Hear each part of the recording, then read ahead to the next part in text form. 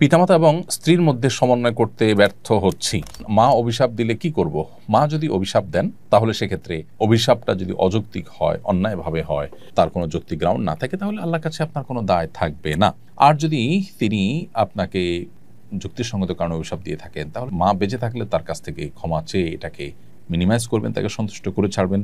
মৃত্যুবরণ করলে মৃত্যুর পরে তওবা করে, ইস্তেগফার করে, মায়ের জন্য দান সাদাকা করে এবং মা বাবাকে মৃত্যুর পর তাদের প্রতি সদাচরণ করবার যে উপায়গুলো আছে সেগুলো অবলম্বন করে আপনি দায়মুক্ত হওয়ার চেষ্টা করবেন।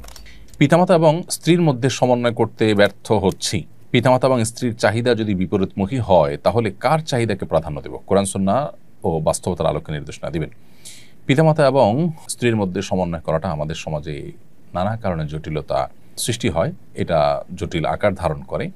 তো এরকম পরিস্থিতিতে আসলে আমরা যদি এমন কোনো পজিশনে চলে যাই যে কোনো একজনের চাহিদাকে প্রাধান্য দিতে হচ্ছে, তাহলে কোনো কোনো ক্ষেত্রে পিতামাতাকে আমরা প্রাধান্য দিতে হবে। দেখতে হবে যে বিষয়টা কোন ধরনের। কোনো কোনো ক্ষেত্রে আবার স্ত্রীরটাকে প্রাধান্য দিতে হবে। যদি স্ত্রীর হক আদায় করা সংশ্লিষ্ট বিষয় হয়, পিতামাতা চাচ্ছেন স্ত্রীর হক আদায় না করতে, স্ত্রী চাচ্ছে তার হক আদায় করতে, তো শরীয়ত আপনাকে স্ত্রীর হক আদায় করতে নির্দেশ করেছে, বিধায় এখানে পিতামাতা নিষেধ করলেও স্ত্রীর চাহিদাকেই অগ্রাধিকার দিতে হবে।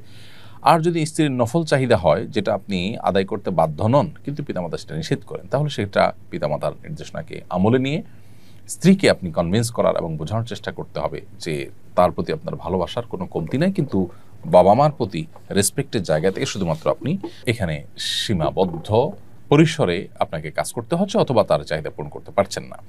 তো এই বিষয়গুলোকে আসলে একক মূলনীতির আলোকে আনা কঠিন বা এক কথা উত্তর দেওয়া কঠিন, কারণ এটা পরিস্থিতি এবং চাহিদার ধরন, চাহিদার প্রকৃতি এগুলোর উপর নির্ভর করে ডিসিশন নিতে হবে কার হক কতটুকু। স্ত্রীর হক নষ্ট করে পিতামাতাকে খুশি করা যাবে না, আবার পিতামাতার হক নষ্ট করে স্ত্রীকে খুশি করা যাবে না। কার কোনটা হক সেটা জেনে সে অনুযায়ী আপনাকে ডিসিশন নিতে হবে। এজন্য সুনির্দিষ্ট কোনো ইস্যু তৈরি হলে আপনার কোনো আলেমের সাথে, পরিচিত কোনো আলেম, বিদগ্ধ আলেমের সাথে দেখা করে তারপর বিস্তারিত বলে তার কাছ থেকে উত্তর নেওয়ার চেষ্টা করবেন। এরপর প্রশ্ন হলো, আমার স্ত্রীর সঙ্গে মান অভিমান লেগেই আছে, দিন দিন তিক্ততা বাড়ছে, দাম্পত্য জীবনে ভালোবাসা ও শান্তি বজায় রাখতে করণীয় কি সদুপদেশ কামনা করছি। আমাদের যে দাম্পত্য জীবনে এই অশান্তির অন্যতম প্রধান কারণ হলো দ্বীনি শিক্ষার অভাব। দ্বীনি শিক্ষা যদি কারোর মধ্যে থাকে তাহলে দাম্পত্য জীবনে তিনি অবশ্যই সংযমী, ধৈর্যশীল এবং কৃতজ্ঞ হবেন। সংযমী, ধৈর্যশীল এবং কৃতজ্ঞ যদি আমরা না হই তাহলে সেক্ষেত্রে আমাদের দাম্পত্য জীবনের শান্তি কখনো আসবে না। উভয়কেই একই সঙ্গে সংযমী হতে হবে এবং কৃতজ্ঞ হতে হবে। যেটুকু পেয়েছি তার জন্য আল্লাহ শুকর, যেটুকু পাইনি তার জন্য সবর। এই দুইটার সমন্বয় সাধন করা ছাড়া দাম্পত্য জীবনে সুখ শান্তি পাওয়া সম্ভব নয়। দ্বিতীয়ত, আমাদের জীবনে শয়তানের প্রভাব অনেক বেশি এবং অনেক ভয়ঙ্কর। আল্লাহ নবী সাল্লাল্লাহু আলাইহি সাল্লাম আমাদের সামনে এমন এক জীবন দর্শন রেখে গেছেন যেখানে প্রতিটা পদে পদে শয়তান থেকে আশ্রয় প্রার্থনা করার শিক্ষা দেওয়া হয়েছে। সে বিষয়টিকে আমরা আজকাল অনেকখানি ভুলে বসে আছি এবং সেটার কারণেই কিন্তু আমাদের জীবনে দেখা যায় যে অশান্তি, দুঃখ দুর্দশা এবং এ জাতীয় তিক্ততা এগুলো বেড়েই চলেছে। আরেকটি বিষয় হলো, কোরআন থেকে আমরা দূরে সরে গেছি। আমাদের বাসা বাড়িতে কোরআনের তিলাওয়াত নাই, কোরআনের উপর আমল নাই, কোরআনের যে হকগুলো আদায় করার ব্যাপার আছে সেগুলোতে আমাদের কোনো খেয়াল নেই। এগুলোর কারণেও আমাদের দিন দিন তিক্ততা বাড়ছে, অশান্তি বাড়ছে পরিবারগুলোতে। আমরা দেখতে পাচ্ছি যে কলহ বৃদ্ধি হচ্ছে এবং পরিবারগুলো ভেঙে খান খান হয়ে যাচ্ছে।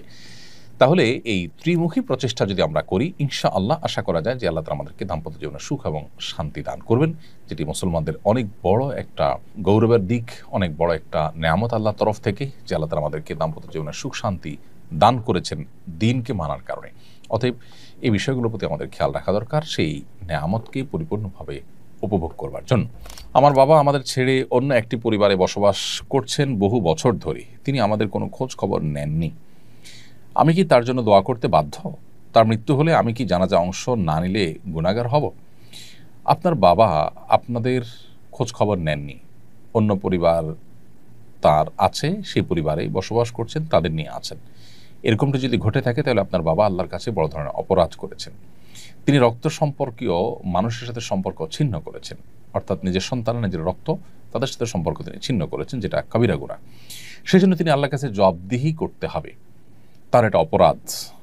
কিন্তু এর পাশাপাশি এটাও ঠিক যে শুধুমাত্র তিনি আপনার জন্মদাতা পিতা হওয়ার কারণে আপনি তার প্রতি সদাচরণ করতে হবে। তিনি যে অন্যায় করছেন তার জন্য তিনি আল্লাহর কাছে দায়ী থাকবেন, তার অন্যায়ের কারণে আপনিও তাকে বিচ্ছিন্ন করবেন এবং তার সাথে সম্পর্ক নষ্ট করবেন, বা আপনি অভিমান বা কষ্টের জায়গা থেকে তার প্রতি মিনিমাম সন্তান সুলভ যে দায়িত্বটুকু আছে সেটুকু পালন করবেন, এটা সঠিক নয়।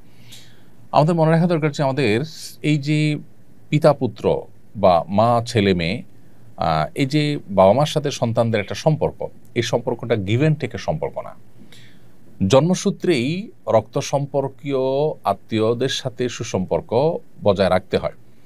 অর্থাৎ আমাকে আল্লাহ রাব্বুল আলামিন তাদের ব্লাড আমার ব্লাড এক রেখেছেন, জাস্ট এই কারণেই তাদের প্রতি আমার দায়িত্ব রয়েছে, সেই দায়িত্ব আমাকে পালন করতে হবে। আমি জানি এটা খুবই কঠিন একটা ব্যাপার, যিনি সারা জীবন আমাদের খোঁজখবর নেননি, ইগনোর করেছেন, এরকম একজন মানুষের প্রতি মিনিমাম রেসপেক্ট বা তাকে তিনি এতটা দায়িত্ব জ্ঞানহীনতার পরিচয় দিয়েছেন, তাকে আবার আমার জায়গা থেকে শ্রদ্ধা করা এটা একটু ডিফিকাল্ট, কিন্তু এই ডিফিকাল্ট কাজটা করাটাই তো আমাদের জন্য চ্যালেঞ্জের কাজ, এবং এটার বিনিময়ে আল্লাহ আমাদেরকে জান্নাত দিবেন।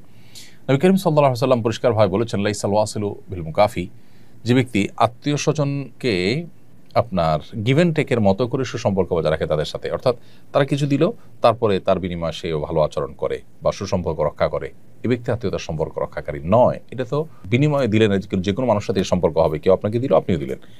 আত্মীয়তার সম্পর্ক রক্ষাকারী হলো যে আত্মীয় সম্পর্ক রক্ষা করছে না তার সাথে সুসম্পর্ক বজায় রাখা। তো এখানে আপনার পিতা সবচেয়ে বড় আত্মীয়, তার প্রতি সদাচরণ করার আপনি মিনিমাম চেষ্টাটা করবেন। মন থেকে কষ্ট আসে, সেটার জন্য আল্লাহ তাআলার কাছে অনুযোগ তো আপনার মন থেকে যাই, কিন্তু পাশাপাশি আপনি পিতা হিসাবে তার প্রতি খোঁজখবর রাখা, মৃত্যুবরণ করলে জানাজায় যাওয়া বা তার কল্যাণ কামনা করা, এই যে তিনি ভুল পথে আছেন, তিনি যেন একটা ভুলটা বুঝতে পারেন, তার জন্য যেন হেদায়েত হয়, তিনি যেন আল্লাহর কাছে মাপ চেয়ে যেতে পারেন, আপনাদের কাছ থেকে মাপ নিয়ে যেতে পারেন, নাহলে তো তিনি জাহান্নামে যাবেন। এই যে কল্যাণ কামনা, এটুকু অন্তত বাবার জন্য আপনার থাকা দরকার।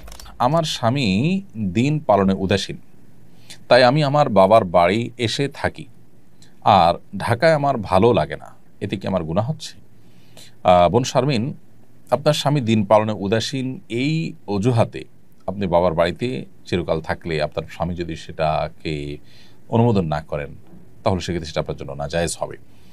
আপনার স্বামী দিন পালনে উদাসীন হলে আপনি তাকে দিন পালনে মোটিভেটেড করবেন, দাওয়াত দিবেন, চেষ্টা করবেন, এবং পাশাপাশি স্বামীর অধীনে, তার বিবাহের অধীনে যতদিন আছেন, তার স্ত্রী হিসাবে যতদিন আছেন, ততদিন পর্যন্ত তার হক আদায় করার আপনি চেষ্টা করবেন। যদি আপনি দেখেন যে না, তার পরিবর্তন হওয়ার কোনো সম্ভাবনা নাই এবং তার দিন পালনের উদাসীনতাটা চরমে, যেটার কারণে আপনার ভবিষ্যৎ বংশধরদের নিয়ে আপনি ভয়ে আছেন, আপনার নিজেরই মান আমল নিয়ে ভয়ে আছেন, তাহলে সেক্ষেত্রে ভিন্ন চিন্তা করতে পারেন, কিন্তু সেটা ধাপে ধাপে এবং একটা পর্যায়ে যখন নিরুপায় হয়ে যাবেন তখন। কিন্তু তার আগ পর্যন্ত তিনি আপনার স্বামী, আপনি তার স্ত্রী হয়ে থাকলে আপনি তার হক আদায়ের